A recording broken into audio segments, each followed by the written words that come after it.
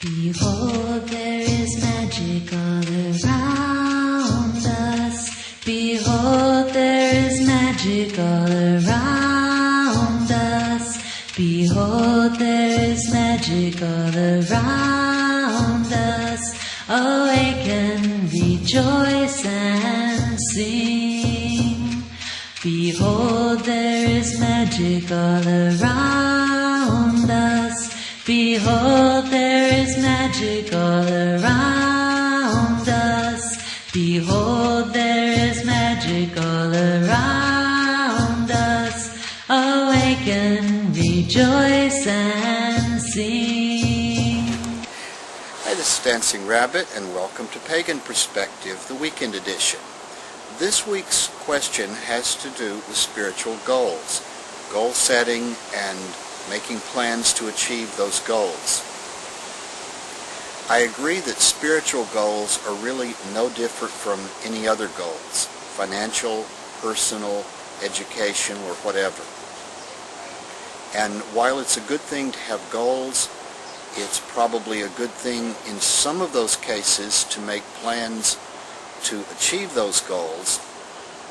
I don't operate that way when it comes to spiritual things. In fact, if I had my choice, I really wouldn't operate that way at all. Now, in my day job as a public school teacher, I have to make plans. There's an annual scope and sequence divided into units. There's weekly plans, there's daily plans. The plans have to be submitted on a particular template at a particular time. And I think it's probably a good thing to make those plans, even though quite often when I begin a lesson, I discover there are children who are not ready for that lesson, and I have to back up and give prerequisite teaching, or there are children that have already got the lesson and they can skip it and move on to something else. Kids raise their hand and it becomes a teachable moment. So my plans are a beginning, but they're not something that I necessarily stick to. Around the house, I have to-do lists sometimes, mostly to keep me from forgetting something, because sometimes there's a lot of stuff to do, and sometimes it's not possible to do all of it, and so I have to prioritize. But as far as spiritual things, I've never approached it in that organized a fashion, and I think it's just me. I prefer to be more spontaneous, and I'd really prefer to be more spontaneous at work, but, I can't. So I can go either way. But like I said, I really don't think I've ever had spiritual goals as such that I actively work toward achieving. They're things that I'm doing, things that I'm interested in. I'm currently interested in brujeria. I'm currently interested in learning more about traditional witchcraft, particularly from the West Country of England, because there's one branch of my ancestors that apparently came from there many years ago. But I wouldn't call those goals. It's not like I have a goal to learn this particular type of spellcraft or these particular things.